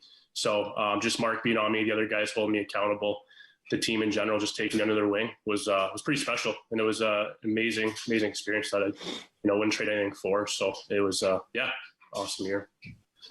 Greg Stager, would you say the same thing, or these guys try to intimidate you? No, honestly, I was a little intimidated. But yeah, I think for me, I didn't have the natural gifts hockey-wise that Mates had. So coming in, everyone was hard on me and stuff, but it kind of taught me, I don't know if I was as dedicated as I should have. So kind of was a quick learning curve into what it takes to really be, not only successful on the ice, but also off the ice too. And I think, I attribute a lot of how I've done after hockey to that team, because it was kind of the first time I've really been held accountable for stuff. Liam, when you got traded to this team, it was actually earlier than Shazi joined the team. Did you know that this was going to be a special team? Yeah, I think as the guys mentioned, it took some time, and once we went on that winning streak, we kind of knew we had something special. But I don't think anyone knew what they were in for coming into the season. That's for sure. And Shasi describes it best as a bunch of misfits, bunch of kids looking for an opportunity that maybe didn't have it earlier or in other places, and we're very fortunate for them. It's kind of like the Vegas Knights. And I think we kind of had that underdog mentality too. And we played teams that had firepower and were projected to be, those teams or the big teams. Guelph was just down the highway, and they had the likes of Latta Holland and Taylor Beck. And I think that's who we were big on taking the boots to. And Windsor had, I think they were previous 2-time Mem Cup champions. I know you got that jersey behind your head, and it's still. I have no idea what you're talking about. I have no idea what you're talking about. And we set our sights. We wanted to beat everyone. So we were flat on the bench though against Guelph. They weren't a problem after that. What happened? Zuiper fought flat on the bench. He kind of speared me when he was on the ice, and I was on the bench, and kind of just stood up, and we both dropped our gloves. And I think Mark Reeds and I both got some game suspensions there. But I think Mark might have got more pokes in than you did on Latta too. But you guys were reading the clips, huh? The media, the so-called media, that had you even missing the playoffs, and in some cases, Brendan. Were you guys reading the media clippings? Yeah, I don't necessarily know the answer to that one, Manny. I don't remember ever reading it. I mean, some of the boys might have been more into it than I was as far as the media and stuff. But I think as the boys touched on, we came together pretty quick as a group, and obviously added the right pieces to make the run that we did. And I don't think anyone even going into the playoffs really knew what we were in for. I mean, playoffs are kind of a fresh birth all the time, and anything can happen. And obviously the right stuff happened for us. So we were off to the right start, and we knew what we could do. I just don't know if we knew kind of the full capacity of what we were getting into as a whole. But like the boys said, definitely a special group, and cheers to Reedsy on that one as well. Let's talk about that final series. I asked the question about Windsor because you lost the first two against Mississauga. And what do you guys remember about those first two games? They still didn't give us a chance. No one did. No one believed in us. And we lost those first two at home, on the road. But I think after those two, I think we knew that we could play with them at the time. Even though we didn't win. Knew it or what? I remember. I just remember after those first two games, we went golfing. Believe it or not, I don't know if you remember this, but I'm pretty sure Heels, Willie, you were there. I know Halmo was there, and maybe a couple other guys. But I mean, I couldn't believe it that we were golfing. but these guys thought it was cool. So I was like, all right, I'll go. If they're comfortable, golfing when we're down 0-2, I'll join. So if the people watching us weren't confident in our team, we were, or at least we were willing to just take a second to think about, here's where we are. We're in the final series. And I think I shot at 77 that day too. Yeah, I remember having McDonald's. So we were right there. It was a close series the whole way, obviously, back and forth. And then we won those next two games. And then, started on the right direction. So, that's, something I'll never forget. We're going to go golfing today. And I think Mark found out about it too, and he wasn't pleased, but what are you going to do? Do you boys remember, sorry to cut in. Do you boys remember go ahead. Go ahead. No, I was just going to say, do you boys remember the prep for that series when they didn't expect us? I don't even think Owen Sound expected us to make it that far because they booked like a home and garden show at the rink or something. So we loaded up a U-Haul van. All the boys were sitting in there with their gear on and went over to the old rink up the hill, and we had to practice there. The boards are like falling over. And that was our prep before game one of that series. I don't recall what the rink was called, but it was pretty humorous seeing us get together. And then we had something out in the parking lot too with a soccer ball at one point trying to run the power play and penalty kill. I remember that. Yeah. I think Digger fed us all hot dogs too after practice. So we'll blame the home and garden show for the slow start. Is that what we're saying? So was anything said though? Was anything said after the first 2 games? It sounded like you guys were pretty loose. Well, I can remember Miggs mentioned it. Mark found out, right? Mark found out about us going golfing. And I can remember him saying, listen, like if you guys want to pack it in and go golf and make your decision right now, or if you guys want to win a championship, we got to change some things here. And it was kind of like a wake up call to all of us. I don't think any of us put our golf clubs away, but it definitely woke us up and definitely turned around. Hey, fellas, I got to get going. I got to help with the kids. Get them off to bed. All right, Tone. I actually got to get going too, boys. I got to go to the game. See you, Shazzy. Nice, buddy. Lucky Hey, sharp. Slid. See you, Shazzy boy. See you, guys.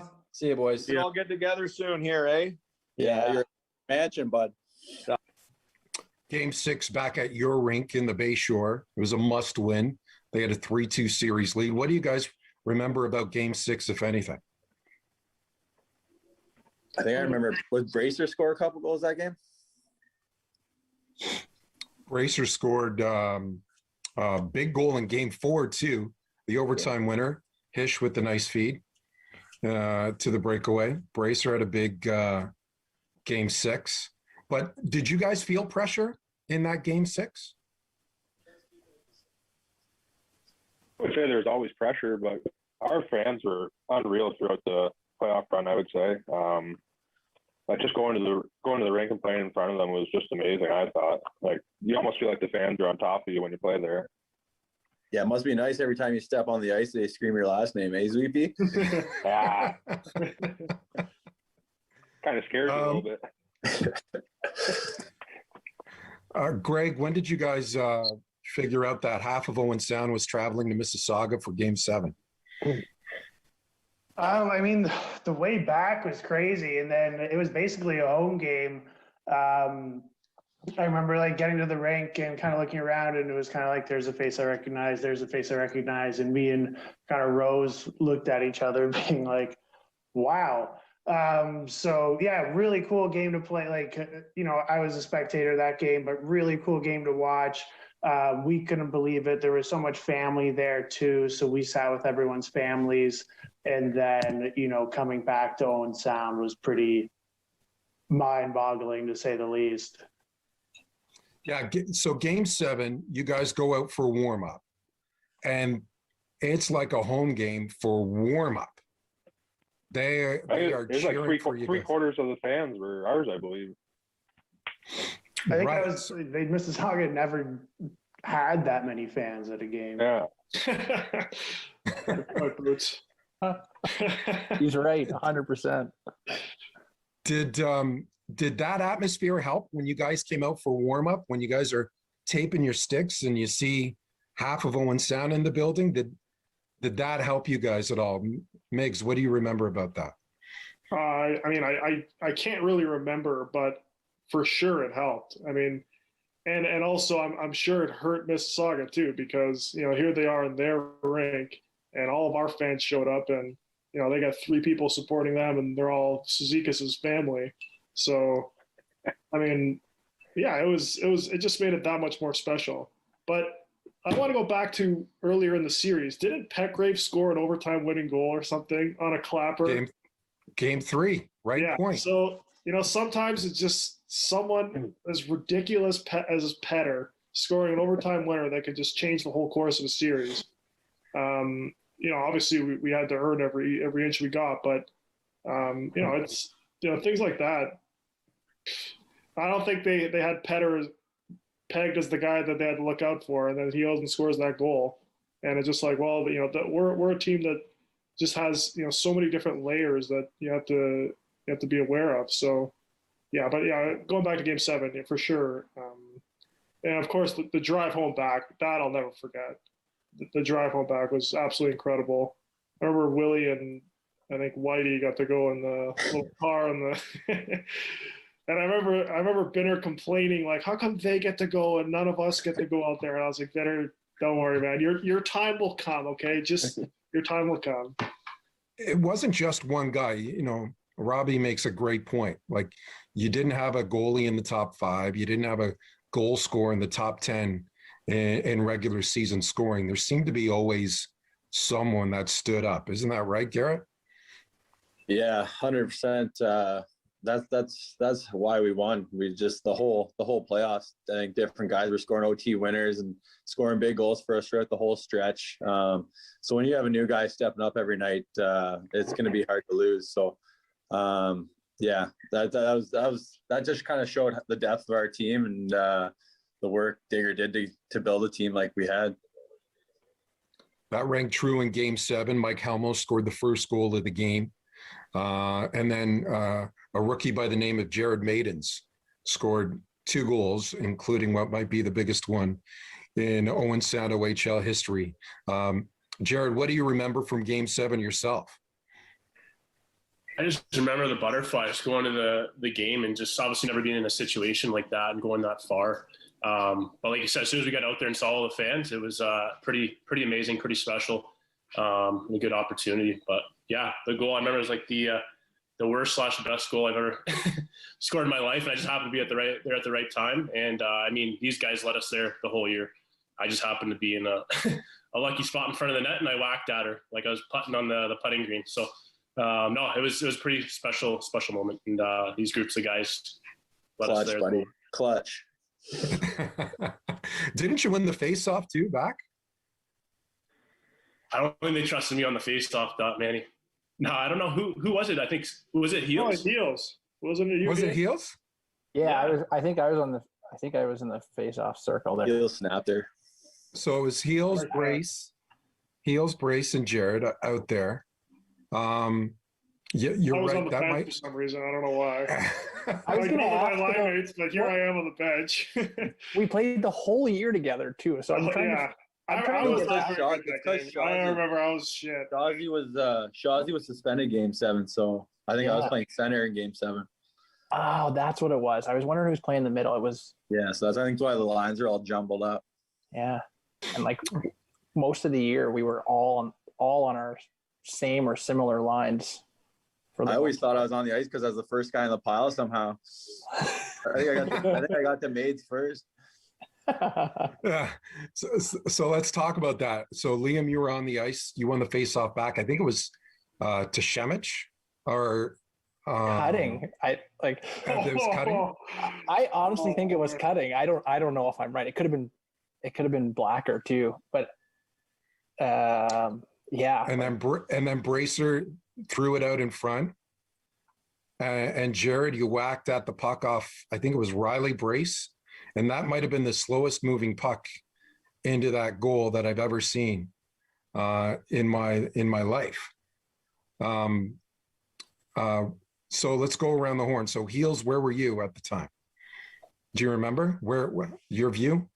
I remember seeing it go over the line, but my legitimate memory is like overhead. So I guess it's a blur, and it was unbelievable. My gloves were shed and someone jumped on my back, jumping into Maid. So it was amazing. Just elation. Brendan Childerley, where were you? I was parked right in the middle of the bench where I was supposed to be, man.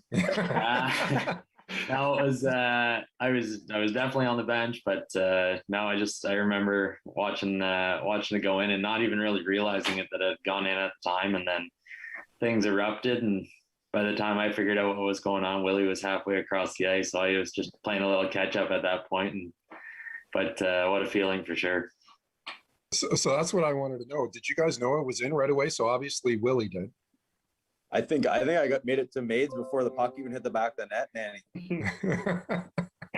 I was honestly on the back check. Like, I remember being out there being like, I gotta just play F3 real high, and wasn't really watching. And I think that's why I have no idea what. Joey, where did you get a good look at it?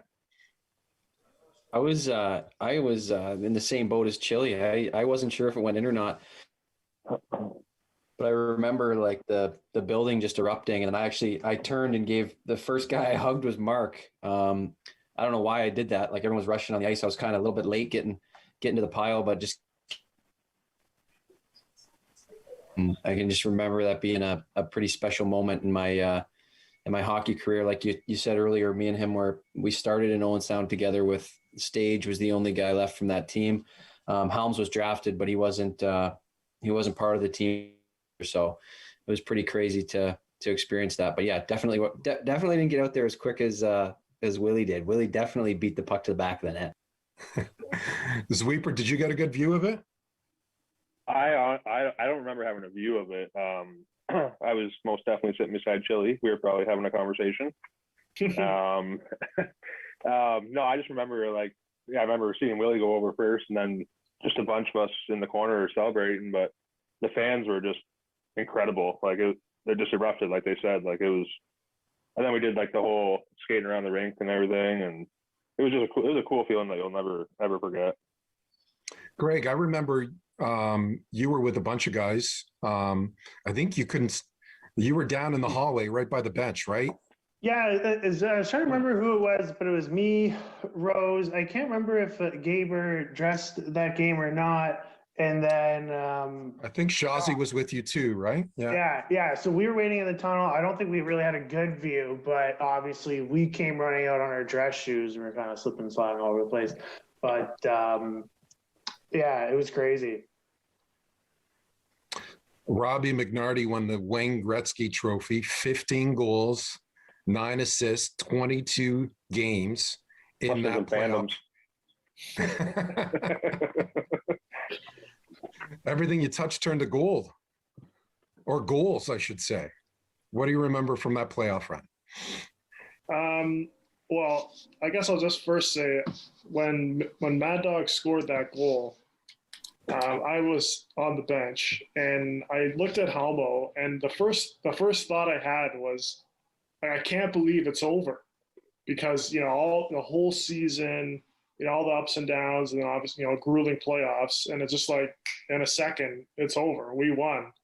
So it almost took it took a few seconds. Like I wasn't like Willie. Like it took a second to process. But I remember me and Hamel jumping over and just going crazy after that. I don't know. I can't remember what. I mean, even go back to minor hockey, I always loved playoff hockey. And then my OHL career, other than my first year where I only played 2 games and I was a rookie, so I wasn't playing a lot, I was just dying for playoff hockey. So when I finally got the opportunity in my 5th year, I wanted to make the most of it. And sometimes it goes your way. So that playoffs run, it was going our way. It was going my way. I was scoring lots of goals, and the more you score, the better you feel and the better you play. So it was one of those things. I also found that I enjoy playing teams over and over again because I like to observe the way they play, and I get to know the other player and I get to know what he's good at. And I just remember Mississauga's goalie, I had his number in the final series. So it's personal matchups you can get in other players' heads, and they can get in yours depending on the game. So that parade afterwards, people started lining up on Highway 10. I think you guys were talking about it earlier. Like 45 Dundalk, 45 minutes to an hour away. People were lining the highways. Had you ever seen that before? What do you guys remember from that? When did you know that they were planning a parade as soon as you got into Owen Sound that night? I don't think we really knew. Like, we saw everyone coming up the highway back, and then when we kind of got out of town a bit, we stopped because we heard they were setting something up or something, and that's kind of when we got the first taste of it there. Myself and Black, or like you said, we got the ride in the convertible that led the bus, and it was the coolest ride into town I've ever been on. It was awesome. The support the whole town showed, it was incredible. And then just getting to the Harry Lumley and that being packed was even cooler. So no, it was awesome. Memory I'll always remember. I remember some guy pulled in front of the bus and just decided to join the parade and was just having the greatest night of his life. Chili, what do you remember from that parade or the party after?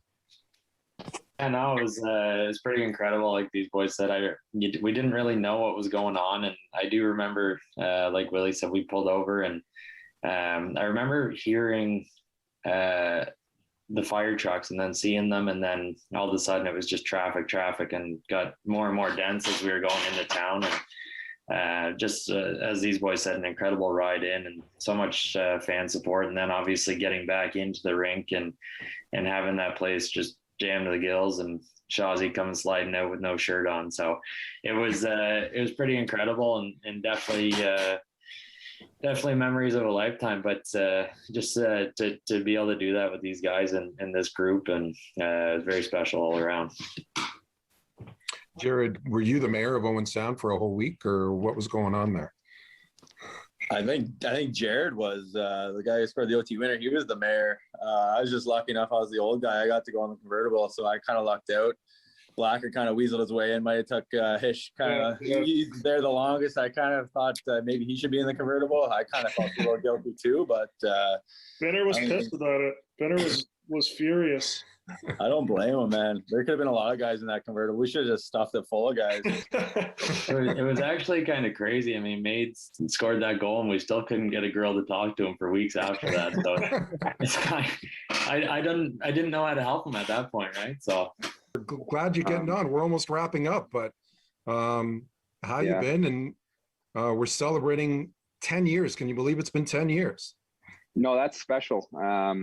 When I saw the email the other day, we always kind of said that hopefully we'd have a 10-year anniversary and kind of keep that going, because there's obviously such a special time and memory for us. And, maybe this summer sometime or next year we can get together, but it's something that we'll always have with us, and we're forever champions, right? So Owen Sound will always mean something to us. I'm going to open up the floor to the guys, because the guys have been having a lot of fun, not at your expense, but maybe you've come into the chat a few times here. But I'll let you reconnect with the boys and turn my mic off. Let me just ask you, Jordan, what do you remember about Game 7? I don't know. I don't think I had to do too much work in Game 7, actually. I think Game 6 was more of a bigger game for me, and the boys kind of took over in Game 7. I remember specifically in overtime, I think I can remember each goal against actually on me, but I remember in overtime, I think I just had to make one save, and then we went down the other end, and obviously the goal, Bracer to Mades, and the boys just celebrating. Yeah, that's kind of the gist of it, but just seeing how happy everyone was. And I don't think I realized how big of a deal it was at the time. I was younger, and but it's a special moment, even family wise, the parents involved, and but it was a lot of fun. Could you get a good look of Mades' goal going in?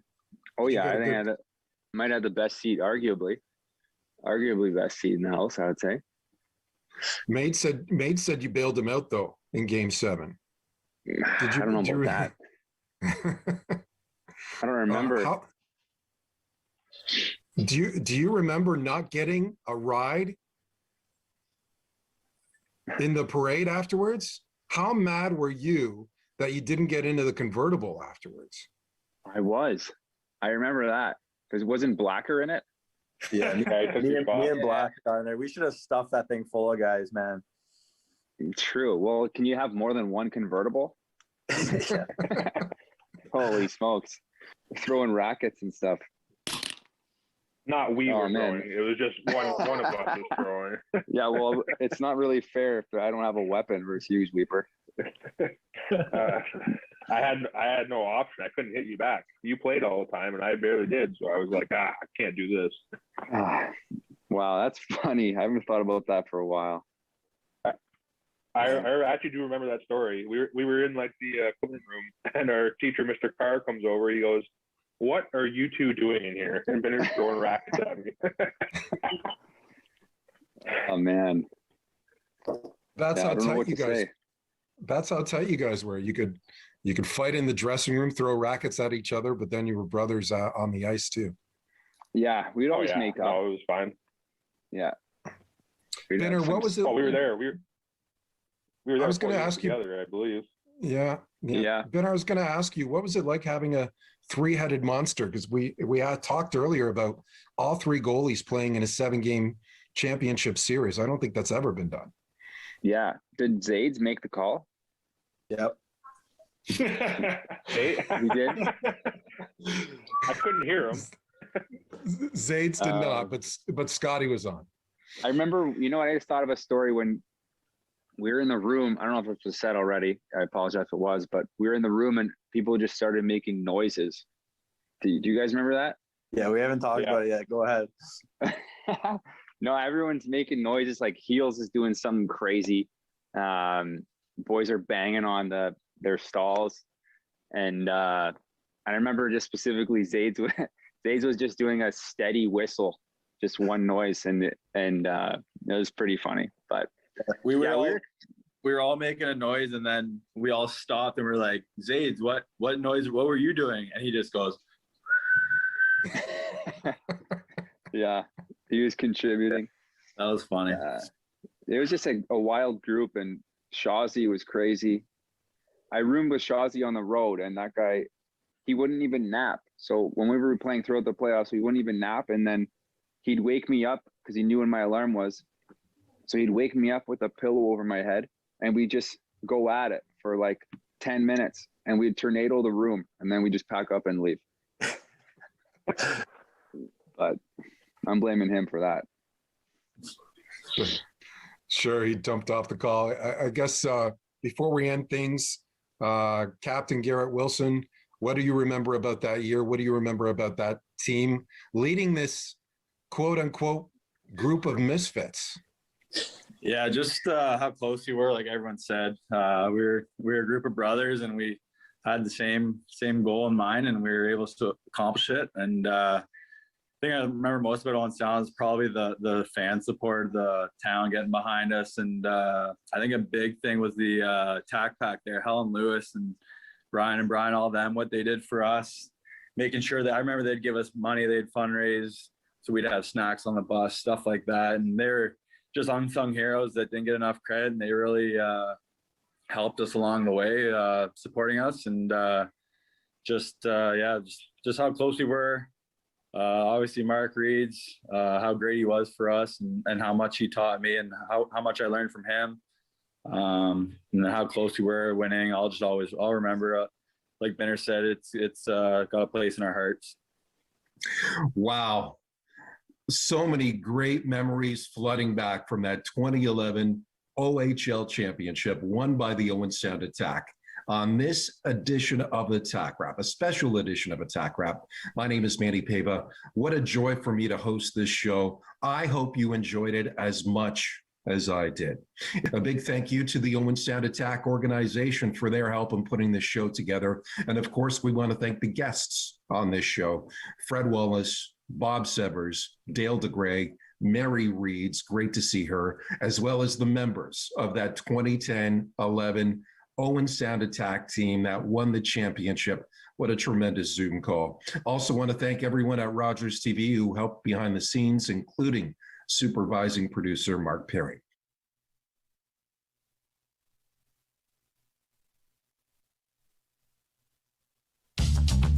This program is brought to you by Ignite TV. Now you're in command. Visit Rogers.com for more details.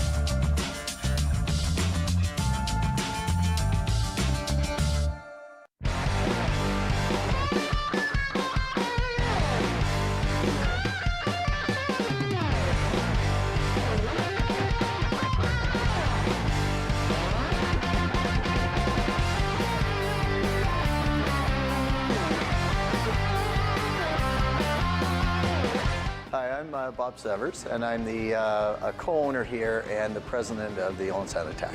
We knew we had a great group of guys coming back, and some senior players and some people who had made a real impact in the league the year before, so we were hopeful. We had the pieces. Did we believe maybe at the beginning of the year that we could get it done. I think from a coaching staff, you have to believe that. When other